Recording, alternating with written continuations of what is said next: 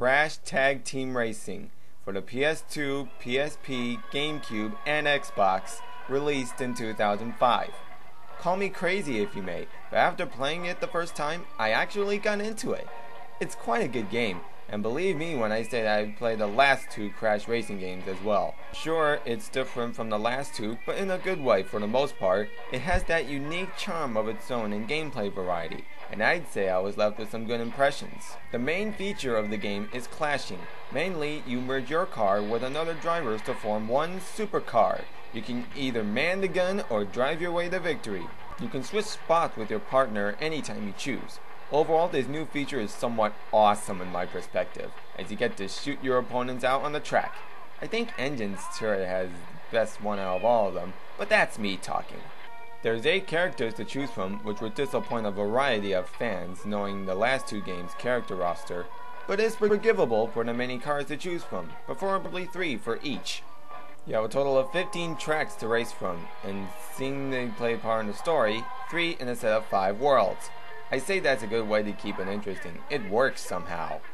The racing point of this game is much as expected, but you can always clash with anyone at any given time, giving you up to 3 to 9 laps to race from. Your item varieties are chickens, fireballs, TNT monkeys, occasionally an egg bomb, speed boost, and some special items when clashed. Ha! I love doing that! One thing that's pretty unfair though is that sometimes the person you're clashed with will just leave you hanging to win the race themselves. You asshole! I thought we were in this together! Overall, racing and clashing is pretty fun, especially for me since I have a high likeness for it. You have 4 arenas to choose from. When in battle, you're clashed throughout, having to shoot out your enemies for a specific amount of points, from 5 to 10. Your battle arenas are Jungle Rumble and Extinction Party for the world's Mystery Island and T-Rex. In a stunt arena, you perform as many stunts as you can in a time limit, from 3 to 9 minutes. Your stunt arenas are Hardly Everland and Space Stunts for Happily Ever Faster and Astroland. It's a bit unusual performing stunts with a car, but for this game, it works. In multiplayer, as well as racing against friends, you also have a Grand Prix mode, preferably racing through 3 tracks from one of the 5 worlds. Once you've beaten all 3 tracks, you won the Grand Prix. It's not a special kind of victory as balloons are floating everywhere, but the music still is nice to listen to.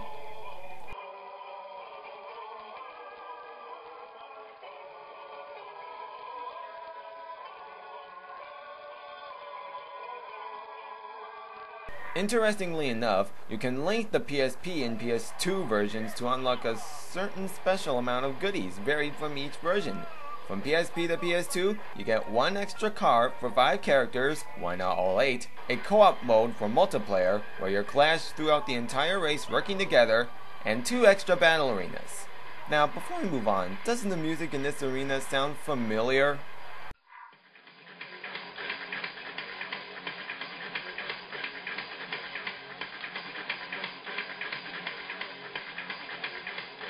Yep, that's right. If you haven't guessed it yet, the music comes straight from Twin Sanity's Rooftop Rampage.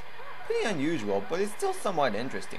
What's odd though is that how it only plays on the PlayStation 2, whilst on PSP, you get its normal set of themes.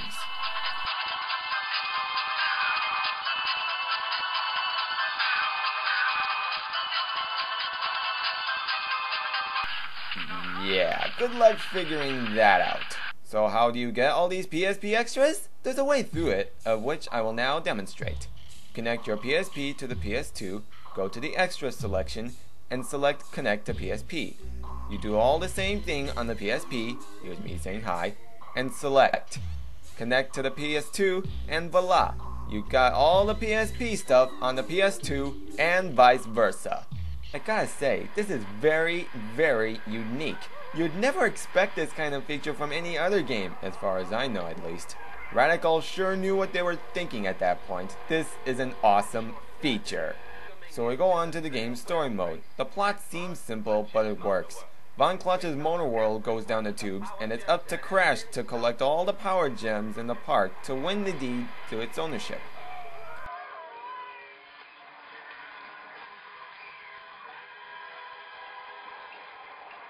The adventure mode's free roaming, which would put off some people as it's a racing title, but I'd say it's alright. At least you get to explore around on foot in a story mode.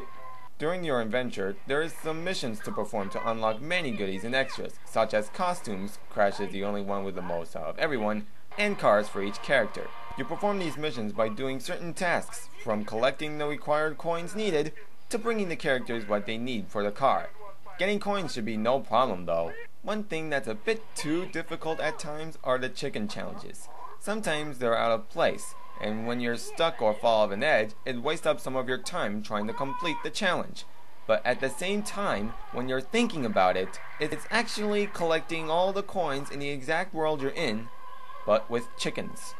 It's odd, but whatever works, works, I guess. While searching through the story, you get funny clips such as gags and dioramas. In a diorama, Crash mainly gets himself involved in some kind of death.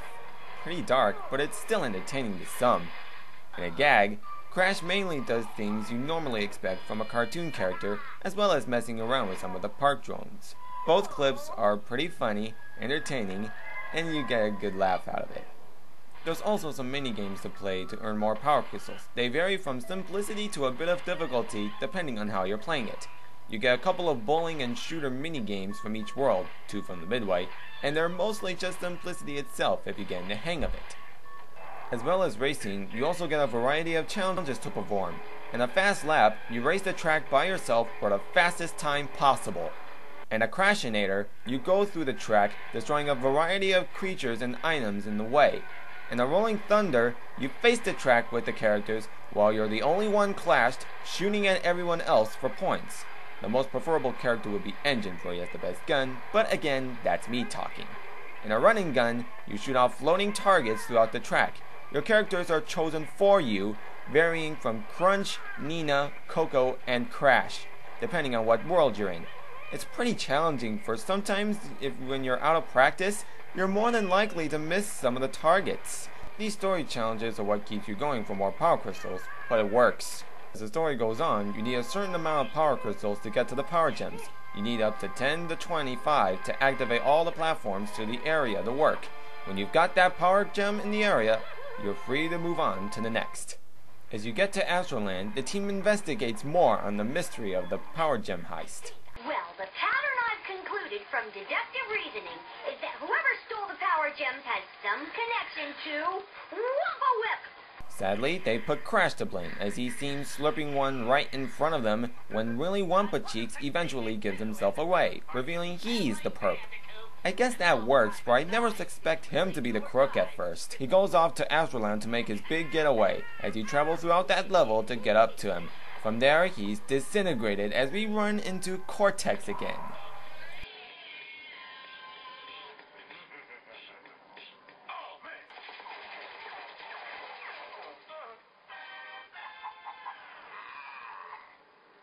At this point, throwing chickens around actually come in handy. Ironically, I do, but life's a bitch. Deal with it. But it looks like it's too late, as Von Clutch has already run out of power. Thankfully, Crash coughs up the black power gem from Willy's Wumpa Pumpa and brings him back to life. Very quickly, though, he gives him a good pat on the back, coughing it back out. Wow. Just wow. This has to be a funny ending for some people, even me. May feel more of a TV episode for some people, but at least it's a good story nonetheless. Interestingly, this entire game itself was meant to be made by Traveler's Tales, continuing from Twinsanity despite its genre, under the name Crash Clash Racing. The game would have obviously had the clashing feature, as well as some playables, some of which I'm left to wonder whom, whilst one of them was meant to be Evil Crash. He was gonna be playable, but after Universal gave the rights to Radical Entertainment, we still have this unique game, which still works in its own charms. As for Evil Crash, he's a skin for Crash. Thinking about this cancelled project, I'm only left to say, why not have both? They could have both been enjoyable. Overall though, Crash Tag Team Racing is still a fun game. It's good for what it has in store. Its unique variety of gameplay values are what makes it really interesting. It might put off some of the fans for what they'll dislike of it, but at least it'll still entertain some other gamers who will accept its charms. It's good, it's fun, it's entertaining, and it's even funny in dialogue sometimes. Playing it in multiplayer is always just as fun as playing it alone. The best thing about it overall is merging with other characters to gain the lead. But I overall find it fun and enjoyable, and I'd say this is recommendable, and it gets my score of 4 out of 5. This has been my review on Crash Tag Team Racing. Thanks for watching.